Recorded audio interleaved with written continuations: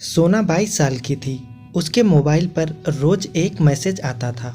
जैसे ही उसके मोबाइल की रिंगटोन बजी, वह एकदम से फ़ोन उठाने गई, लेकिन मैसेज देखते ही उसका दिमाग खराब हो गया।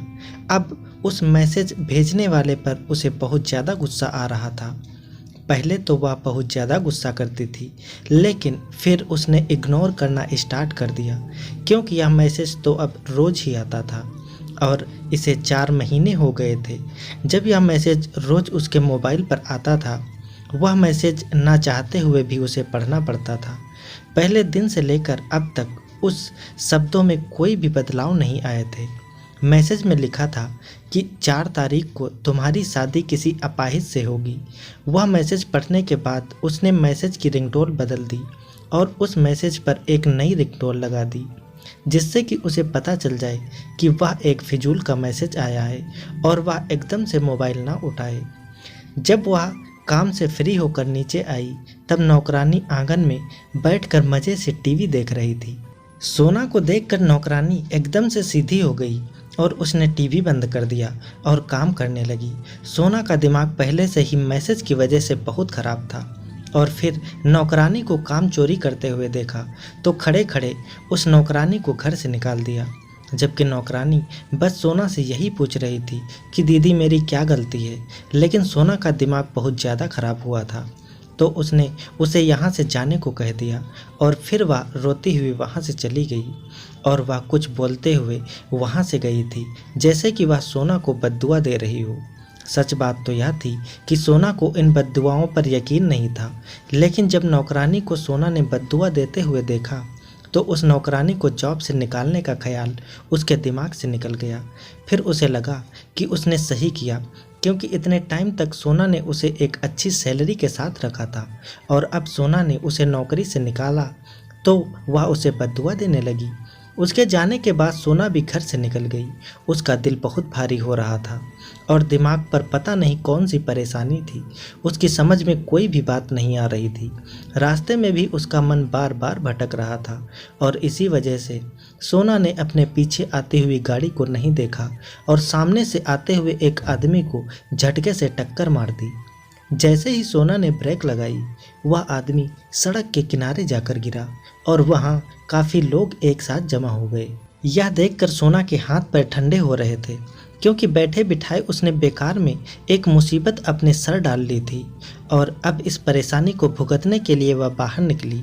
अच्छा यह था कि उसको ज़्यादा चोट नहीं आई थी, बस कुछ खरोच और रगड़ लग गई थी। सोना ने किसी के बोलने पर अपना पर्स खोला और उसमें जितने भी पैसे थे वह सब निकालकर उस आदमी को दे दिए, लेकिन वह भी कोई ईमानदार मालूम हो रहा था। सोना के पैसे सोना के हाथ में रखते हुए बोला, मैडम बस करो, अगर तुम इतनी ही अमीर हो कि जान के बदले पैसे दोगी तो यहाँ जितने एक्सीडेंट होते हैं सब की भरपाई करो। सोना ने भी कहा कि मैं पैसे दे रही हूँ और अपनी गलती भी मार रही हूँ और तुम इससे ज़्यादा क्या चाहते हो, लेकिन वह भी सोना से गुस्से में बोला, मैंने पैसे नहीं मांगे, पहले ढंग से माफ़ी मांगो। इधर उधर के लोगों की वजह से दबाव में जाकर सोना ने उससे माफ़ी मांग ली। माफ़ी मांगने के बाद सोना वह पैसे दोबारा उस आदमी को देने लगी। जैसे ही पैसे आगे बढ़ाए तो वह आदमी पैसे लिए बगैर वहाँ से चला गया। सोना को यह देखकर बहुत ज़्यादा गुस्सा आया, लेकिन उसे बर्दाश्त करते हुए वह गाड़ी में आकर बैठ गई और सोचने लगी कि पता नहीं यह छोटे लोग खुद को क्या समझते हैं। अगर यही पैसे मैं किसी भीड़ के बिना उस आदमी को देती तो वह एकदम से ले लेता। अभी यहाँ पर लोगों की भीड़ थी, इसीलिए नहीं लिए होंगे। यह सोचकर सोना गाड़ी की स्पीड बढ़ा देती है और उस आदमी के पास पहुंचकर सोना ने कहा, यह लो पैसे ले लो, यहाँ पर कोई नहीं देख रहा है। वह कुछ देर तक सोचता रहा, फिर धीरे से हाथ बढ़ाकर उसने उसके हाथ से पैसे ले लिए। सोना के चेहरे पर मुस्कुराहट आ गई, लेकिन अगले ही पल वह मुस्कुराहट हैरत में बदल गई जब उस आदमी ने वह पैसे लिए बिना अपने पास बैठे फकीर की गोद में डाल दिए और वहाँ से अपनी गाड़ी को उड़ाता हुआ ले गया। और सोना यह सोच में बैठी बैठी रह गई और वहाँ से वापस गाड़ी अपने घर ले आई। सोना को यकीन हो चुका था कि आज का दिन ही उसके लिए मनहूस है, तभी उसने कल तक घर में रहने का सोच लिया था। क्या पता कहाँ से कौन सी मुसीबत आकर उसके गले पड़ जाए। जब वह घर आई तो उसकी मम्मी तैयार खड़ी थी, शायद वह कहीं जाने वाली थी। वह बार बार घर की नौकरानी को आवाज़ दे रही थी। तब सोना ने अपनी माँ को बताया कि मैंने उसे आज सुबह ही काम से निकाल दिया था। उसकी माँ ने हैरान होकर पूछा कि बेटा तुमने उसे क्यों निकाला है? तो सोना ने कहा कि बस वह सही से काम नहीं करती थी। तब उसकी माँ ने कहा कि अगर उसने कोई बद्दुआ दे दी तो सोना की मम्मी एकदम से परेशान हो गई। तो उसने एक नज़र अपनी माँ पर डाली और पूछा कि आपको कोई फ़र्क पड़ता है बद्दुआ से? सोना जानती थी कि उसके शब्द उसकी माँ को चुप कराने के लिए काफ़ी हैं, और ऐसा ही हुआ। उनके चेहरे की रंगत पल भर में बदल गई। वह जो किसी भी पार्टी में जा रही थी चुपचाप अपने कमरे में चली गई, जिससे साफ साफ पता चल रहा था कि वह अब बाहर नहीं जाएंगी। मगर सोना को कोई फ़र्क नहीं पड़ता था। वह अपने ख़राब मूड में सभी का दिल दुखा देती थी, और इस बात का जब तक एहसास होता था तब तक बहुत देर हो जाती थी। और आज भी उसने कुछ खास फर्क नहीं पड़ा था, और वह अपने कमरे में जाकर बंद हो गई और साथ ही फुल आवाज़ के साथ म्यूजिक चला दिया और बिस्तर पर जाकर लेट गई। कुछ देर सुस्ती के साथ लेटी रही, फिर मोबाइल उठाकर इनबॉक्स खोला तो सामने वही मैसेज पड़ा था। सोना ने कभी भी उस नंबर पर वापस रिप्लाई नहीं किया था, लेकिन उस वक्त वह पता नहीं क्या सोचकर बैठी थी कि उसने टाइप करना शुरू कर दिया। उसने कहा, आखिर कौन हो तुम और क्या चाहते हो? मैसेज भेजकर सोना ने जैसे ही मोबाइल रखा वैसे ही फ़ौरन रिंगटोन बज गई, जो सिर्फ उसके नोटिफिकेशन पर लगाई थी। जैसे ही मैसेज खोला तो लिखा था कि यह तुम्हारी गलतफहमी है कि तुम सबको पैसों से खरीद सकती हो। तुम दिन और डेट याद रखना, तुम्हारी शादी हर हाल में होकर रहेगी और उसे कोई नहीं टाल सकता। यह मैसेज सोना के गुस्से को हवा देने के लिए काफ़ी था। उसने भी गुस्से से मोबाइल हाथ में लिया और फिर चिल्लाकर मोबाइल को दीवार पर दे मारा। मोबाइल टूटने की आवाज़ सुनकर उसके पापा एकदम से उसके कमरे में आए और पूछा, क्यों इतना शोर कर रही हो और अपनी मम्मी से क्या कहा है? वह रोती चली जा रही हैं। सोना ने घूर कर पापा को देखा और कहा, जो मम्मी से कहा है वह आपसे ना कहूँ। अगर आप चाहते हो तो यहाँ से चले जाओ। सोना पागल हुए पड़ी थी, और इस पागलपन में वह क्या करती फिर रही थी उसे भी होश नहीं था। उसने ज़िंदगी में पहली बार अपने पापा से ऐसे बात की थी, जिसको देखकर वह हैरान रह गए, और जिन कदमों से वह उसके कमरे में आए थे उसी कदमों से वह बाहर निकल गए। और फिर वह अपने कमरे से निकली और कुछ सोचते हुए अपने ड्राइवर से कहा कि गाड़ी तुम चलाओ, और आधे घंटे में वह डॉक्टर के पास पहुंच गई। और वह डॉक्टर से कह रही थी कि मुझे बहुत गुस्सा आता है, मुझे सबको मारने का दिल करता है, मुझे ऐसा लगता है कि मैं पागल होने वाली हूँ। वह डॉक्टर चुपचाप उसकी बातों को सुनने के बाद बोला कि क्या बात हुई है, मुझे सब कुछ बताओ। यह सुनकर सोना सर हिला दिया और कहा कि जो कुछ भी हुआ है मैं वह सब कुछ आपको बता चुकी हूँ। डॉक्टर सोना से बात करने लगा। वह पता नहीं क्या उगलवाना चाहता था। उन्हीं बातों के बीच सोना के मुख से वह अपाहिज इंसान से शादी करने वाली बात का जिक्र निकल गया। सोना डॉक्टर को सब कुछ बताने लगी तो उस डॉक्टर ने सोना को रोक दिया और कहा कि जो मैं आपसे जानना चाहता था वह मुझे मिल गया है। आप उस मैसेज करने वाले की वजह से डिस्टर्ब हैं। सोना ने डॉक्टर को बताया और कहा, ऐसा कुछ भी नहीं है, मेरी नज़र में उस मैसेज की कोई औकात नहीं है। लेकिन डॉक्टर ने अच्छे व्यवहार के साथ उसकी बातों को सुना और कहा कि आपको ऊपर ऊपर से लगता है कि वह मैसेज आपको परेशान नहीं कर रहा, लेकिन अंदर ही अंदर आप कहीं ना कहीं डरती हैं कि यह बात सच ना हो जाए और आपकी शादी एक अपाहिज इंसान से ना हो जाए। सोना ने बहुत झुठलाया, लेकिन सच में उसके अंदर यही बात थी जो उस डॉक्टर ने खोज निकाली थी। लेकिन वह सबके सामने खुद को इतना कमज़ोर साबित नहीं कर सकती थी, क्योंकि वह इतनी अमीर और मजबूत लड़की होकर डरती नहीं थी। लेकिन जब डॉक्टर ने सोना से कहा तो फिर उसे मानना पड़ा, क्योंकि वह यह हकीकत जान चुका था। अब उसे छुपाने का कोई फ़ायदा नहीं था। सोना ने फिर यही सोचकर कहा कि यही बात है। उसने सोना को अगले दिन का वक्त दिया और कहा कि हम अगली मीटिंग पर इस बात पर हल ढूंढेंगे। फिलहाल आप रिलैक्स रहें, ऐसा वैसा कुछ नहीं होता है और ना ही कभी होगा। बस आपको कोई तंग कर रहा है या डराने की कोशिश कर रहा है, और वह इस कोशिश में कामयाब भी हो गया है। अभी आप पर उस बेकार मैसेज पर अपना ध्यान मत दो और दूसरों का मूड खराब मत करना। घर जाने के बाद सोना अपनी फ्रेंड के घर चली गई और वहीं पर रात बिताने का फैसला किया, क्योंकि वह अभी किसी का सामना नहीं करना चाहती थी। उसकी फ्रेंड ने पूछा कि क्यों परेशान लग रही हो। बस सोना ने उसे कुछ नहीं बताया। उसने बहुत पूछा तो सोना ने बता दिया और वह सोना का मजाक उड़ाने लगी कि कॉलेज में जिस लड़की के सामने कोई भी नहीं टिकता था, वह एक मामूली से मैसेज से डर रही है। उसने कहा, तुम इतनी अमीर और खूबसूरत हो, तुम्हारे पेरेंट्स को कोई पैसे दे या किसी भी तरह का कोई लालच दे तो भी वह ऐसा नहीं चाहेंगी कि कोई तुम्हें मैसेज करे। अब बताओ, अब टेंशन फ्री हो ना, अभी भी परेशान ही हो। उसकी बातें सुनकर सोना एकदम से हल्का महसूस कर रही थी और डॉक्टर के पास जाकर तो उसने अपने टाइम को ही बर्बाद कर लिया था। वह बात जो सोना के दोस्त ने उसे 10 मिनट में समझा दी थी, वही बात वह डॉक्टर टाल रहा था। मैसेज की टेंशन पर मिट्टी डालकर वह दोनों बाहर निकल आई और खूब एंजॉय किया। उसका भी दिमाग, जो कि सुबह से उलझा हुआ पड़ा था, सुबह से कुछ भी नहीं समझ में आ रहा था, अब एकदम से सही हो गया था और वह पूरी रात दोनों बाहर रहे। सुबह जब थोड़ी अकल आई कि मम्मी पापा को नाराज़ कर दिया, तो उसके लिए वह एक गुलदस्ता और केक लेकर घर गई। वह दोनों परेशानी से खाने के टेबल पर बैठे हुए थे। सोना वापस जाकर उन्हें गुलदस्ता दिया और माफ़ी मांगी।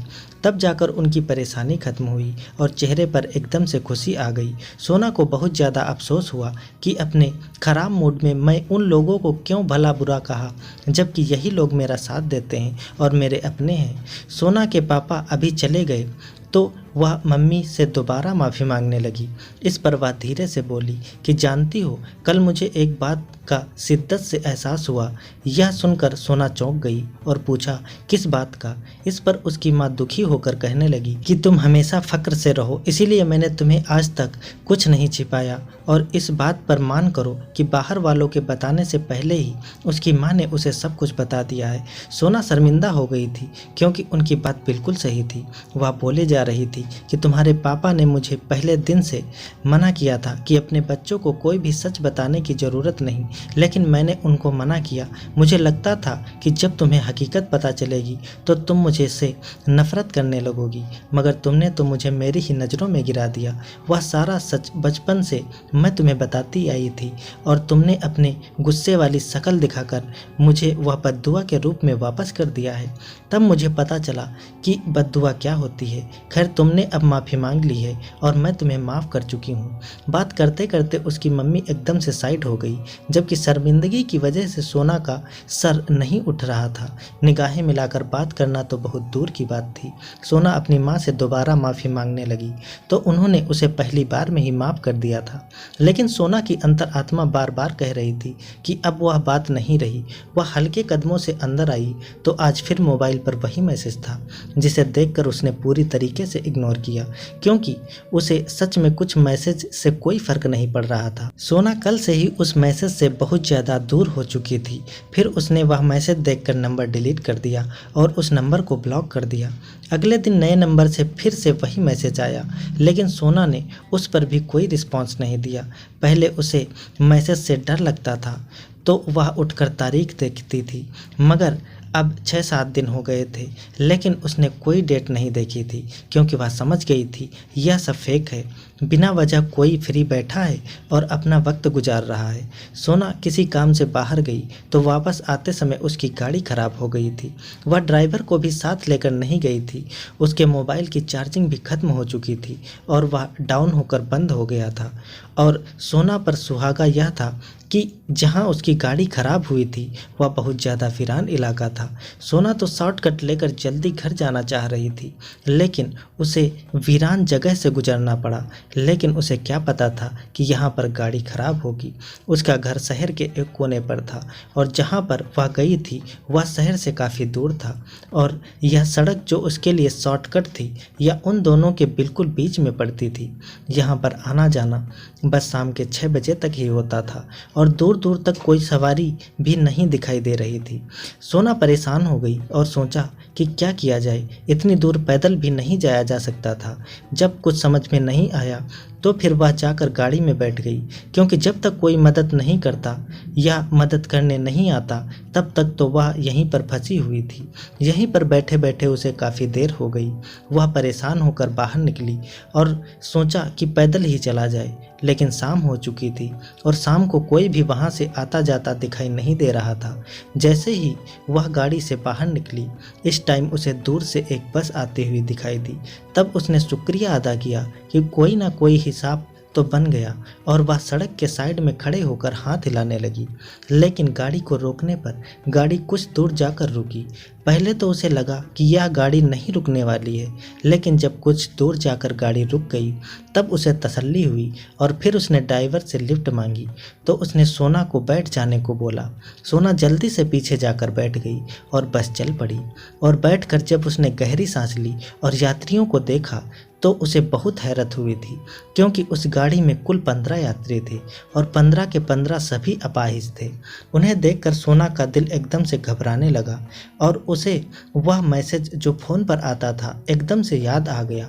वह दिल ही दिल में सोचने लगी कि कहीं वह मैसेज हकीकत ना बन जाए, क्योंकि जिस तरह उसका सामना उन 15 अपाहिज लोगों से हो गया था, अब तो कुछ भी मुमकिन था। सोना भगवान से प्रार्थना करने लगी और दिल से यही प्रार्थना कर रही थी कि मैं यहाँ से निकल जाऊं।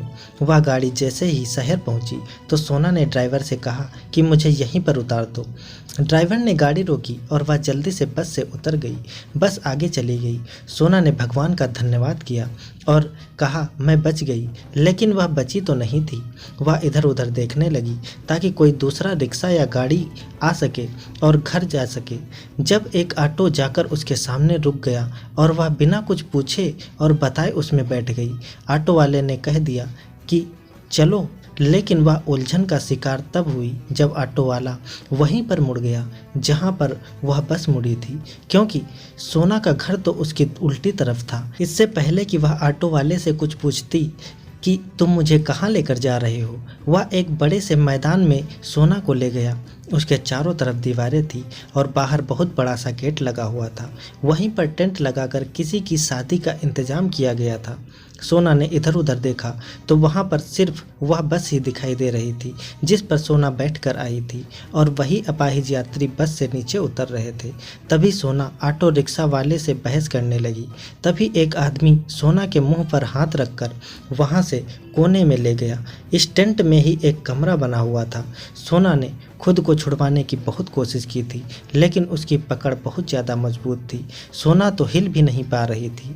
उसे कपड़े से बने कमरे में लाकर पहले उस आदमी ने सोना के मुंह में रुमाल ठूस दिया और फिर उसके हाथ पर बांधकर उसे कुर्सी पर बांध दिया। सोना खूब मचली, चिल्लाई, लेकिन कोई फ़ायदा नहीं था। सोना बांधी जा चुकी थी। वह आदमी गुस्से से बोला कि खबरदार, अगर कोई हरकत की, तुम्हारी शादी एक अपाहिज इंसान से होने वाली है। रोजाना तुम्हें मेरा मैसेज तो मिल ही जाता होगा। सोना हैरत से सिर्फ उसकी शक्ल ही देखे जा रही थी। फिर वह गुस्से से बोला, ऐसे क्या देख रही हो? वह सच मैं ही हूँ और कोई नहीं। इतना कहकर वह बाहर निकल गया। वापस आया तो उसने व्हील चेयर को पीछे से पकड़ा हुआ था और उस पर एक अपाहिज आदमी बैठा हुआ था। वह कहने लगा, घबराने की ज़रूरत नहीं है, बस अभी तुम्हारी शादी हो जाएगी, तुम्हें कोई परेशानी नहीं होगी। जबकि उस अपाहिज इंसान को देखकर सोना का दिल इतनी तेज़ी से धड़क रहा था जैसे अभी सीना चीर कर बाहर गिरेगा। ऊपर से यूं दूसरे लड़कों की बात जो बिल्कुल जंगली की तरह उसके साथ व्यवहार कर रहा था। उस आदमी ने सोना से कहा कि अगर तुमने अभी शादी नहीं की तो भगवान की कसम मैं तुम्हें अभी जान से मार दूंगा। सोना यह सुनकर बहुत डर गई थी, क्योंकि वह इतना खतरनाक लग रहा था जैसे कुछ भी कर जाएगा। जब पंडित ने मंत्र पढ़ा और साथ में फेरे दिलवाए तो सोना ने डर की वजह से फौरन फेरे ले लिए, क्योंकि वह सो चुकी थी कि मैं एक बार यहाँ से बचकर चली जाऊँ तो फिर देखना कि मैं अपने अपाहिज पति से डाइवोर्स लेकर उसका नाम और निशान मिटा दूंगी। कुछ ही पल में उसकी शादी एक अपाहिज इंसान से हो चुकी थी और वह चाह कर भी कुछ नहीं कर सकती थी। इधर उधर से लोग शुभकामनाएं दे रहे थे, एक दूसरे को पता नहीं कौन सी खुशियां मना रहे थे। कुछ ही देर में खाना पीना भी चालू हो गया था और लोग वहां पर व्यस्त हो गए थे। उस लड़के ने फिर अंत में सोना के मुंह से रुमाल निकाल दिया और जैसे ही रुमाल निकाला सोना चीख कर बोली कि कौन हो तुम और क्यों मेरे साथ तुमने ऐसा किया, मैंने क्या बिगाड़ा है तुम्हारा। इस बात पर वह एकदम मुस्कुराया और कहा, तुमने नहीं, तुम्हारी माँ ने। कहते हैं ना, औलाद का गम माँ बाप को देखना पड़ता है और माता पिता के गुनाहों की सज़ा औलाद को भुगतनी पड़ती है। तुम भी यही समझो। उसने सोना को खोल दिया और कहा कि जाओ अपनी माँ से पूछो। सोना बहुत हैरान हो गई और उससे कहा कि मैं अपनी मम्मी से क्या पूछूं। उस आदमी ने कहा कि जाकर पूछोगी तो पता चलेगा कि सच क्या है और क्यों तुम्हें उठा कर लाया हूं। सोना भी वहां पर बहुत गुस्से में थी। फिर उसने कहा कि मेरी मम्मी ने आज तक मुझसे कुछ नहीं छुपाया, हर बात हर राज मुझे बताया। तुम बताओ कि तुम किस नज़रिए से मुझे और मेरी मम्मी को दुख पहुँचाने की कोशिश कर रहे हो। इस बात पर वह थोड़ी देर के लिए चुप रहा और फिर वह बोला कि तुम जानती हो कि राजू कौन है। सोना ने भी उसी लहजे में कहा कि हाँ जानती हूँ कौन है। मेरी मम्मी के पहले पति थे और मेरी मम्मी ने उनसे सिर्फ इसलिए छोड़ा था क्योंकि वह नामर्द था और उसने मम्मी को बद्दुआ दी थी कि कभी तुम्हारी संतान नहीं होगी। बस यही ना, मुझे सब कुछ पता है। मेरी मम्मी मासूम है और उन्होंने मुझे कभी कुछ नहीं छुपाया है। अब बताओ क्या बोलते हो तुम। सोना की बात पर कुछ देर तक वह चुपचाप खड़ा रहा, फिर एकदम से जोर जोर से हंसने लगा और कहने लगा कि जानता हूँ तुम्हारी माँ कितनी मासूम और सीधी औरत है। अपनी नज़रों के सामने ही उसे देखा था। जाओ जाकर अपनी माँ से हकीकत पूछो। अगर वह बता दे तो ठीक है, वरना चली आना सबूत के साथ हकीकत भी दिखा दूंगा। सोना यह सारी बातें करके जब नॉर्मल हो गई थी, लेकिन इस बात पर चौंक गई और उसका दिल बिल्कुल भी यकीन करने को नहीं कह रहा था। और वह उसकी बात पर कैसे यकीन करती जिन शब्दों से वह सोना से कह रहा था। सोना ना चाहते हुए भी उसे झुठलाने लगी थी। उसने जल्दी जल्दी आगे कदम बढ़ाए और उस आदमी ने भी सोना को आज़ाद छोड़ दिया था। सोना की शादी हो चुकी थी, अब क्या बचा था। लेकिन फिर सोचा जितना मम्मी से जाकर पूछना है इससे पूछ लूँ, फिर बाद में अपनी माँ से पूछ लूँगी, फिर देखूँगी कि वह कहाँ गलत थी। सोना ने उस लड़के से कहा कि तुम मुझे पूरी हकीकत बताओ, मैं अपनी मम्मी से बाद में पूछूंगी। सोना की बात पर उसने सिर हिला दिया। वह बताने के लिए तैयार नहीं था। उसने एक फ़ोटो निकालकर अपनी जेब से सोना के सामने रखी जिसमें एक बहुत ज़्यादा खूबसूरत लड़का बैठा था और फ़ोटो निकाल कर बोला कि यह था राजू। सोना ने चौंक कर पूछा, क्या मतलब, अब नहीं है। वह लड़का बहुत ज़्यादा खूबसूरत लग रहा था और उसने कहा कि हाँ अब यह नहीं है। सोना ने कंधे उचकाकर कहा, मुझे इससे क्या, वह रहे या ना रहे। फिर उस आदमी ने कहा, यह इंसान मेरे पिता हैं। सोना को दूसरा झटका उसकी इस बात पर लगा क्योंकि वह लगातार बोले जा रहा था और सोना को उसकी बात सुननी पड़ रही थी। उसने कहा, मेरे पापा ने पहली शादी मेरी मम्मी के साथ की थी। वो मेरी मम्मी से बहुत मोहब्बत करते थे, लेकिन मेरे पापा तुम्हारी माँ के प्यार में पहले से ही पड़ चुके थे और उनके घर वालों ने उनकी शादी नहीं कराई तो मजबूरन उन्होंने मेरी माँ से शादी कर ली। फिर मैं जब तक पैदा हुआ तब तक पापा मम्मी से अलग हो चुके थे और तुम्हारी मम्मी अपने घर से भाग गई और उन दोनों की शादी हो गई। लेकिन शादी के 3 हफ्ते बाद ही पापा का एक बहुत बड़ा एक्सीडेंट हुआ जिस पर पापा अपने दोनों टांगों को खो बैठे। यह मेरे लिए बहुत अजीब बात थी, लेकिन तुम्हारी मम्मी के लिए नहीं। 3 महीने बाद तुम्हारी माँ की शादी मेरे पिताजी से हुई और 3 महीने बाद ही तुम्हारी मम्मी एक अमीर आदमी के साथ चली गई। पापा ने पूछा कि ऐसा क्यों किया तुमने, तुम तो मुझसे मोहब्बत करती थी। तो जब इस बात का जवाब तुम्हारी मम्मी ने दिया तो मैं भी वहीं पर खड़ा हुआ था। तुम्हारी मम्मी चीख कर बोली कि मोहब्बत, अरे मोहब्बत छोड़ो, जो अपाहिज इंसान मेरी ज़रूरतें पूरी नहीं कर सकता वह मुझसे मोहब्बत क्या करेगा। जाने दो आप, मुझे तुमसे ज़्यादा मोहब्बत करने वाला इंसान मिला है जो तुमसे बहुत बेहतर है। उस वक्त मैंने अपने पापा को टूटते हुए देखा था और जिस औरत की वजह से उस इंसान ने अपनी पहली बीवी को डिवोर्स दिया और अपने बच्चों से प्यार करना छोड़ दिया, वह उन्हें दूध में मक्खी की तरह निकाल कर चली गई। तब मेरी दूसरी माँ ने कहा कि भगवान करे तुम कभी खुश ना रहो। उस वक्त तुम्हारी माँ ने कहा था कि हाँ मैं जानती हूँ, एक लूले लगड़े इंसान के साथ तुम्हारी ज़िंदगी तो बहुत खुशियों से भरी गुजरी होगी।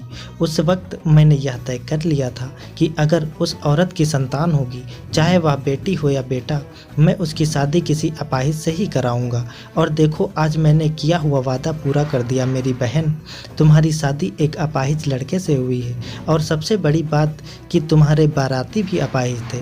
इस बात पर सोना बहुत हैरान थी। उसे बोलने तक की हिम्मत नहीं हो रही थी। वह इंसान जो खुद को मेरा भाई कह रहा था, मुझे अपनी गाड़ी में बैठकर घर छोड़ गया, क्योंकि वह आज हम सब से भी ज़्यादा अमीर हो चुका था।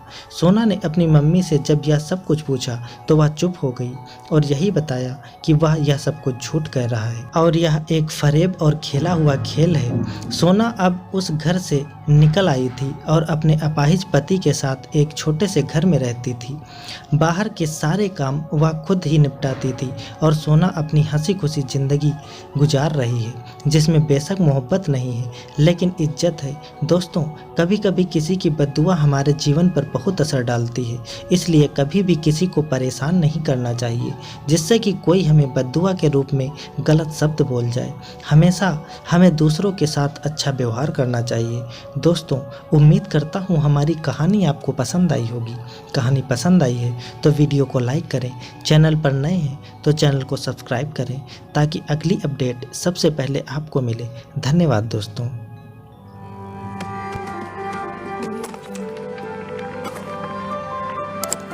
Subscribe now and press the bell icon.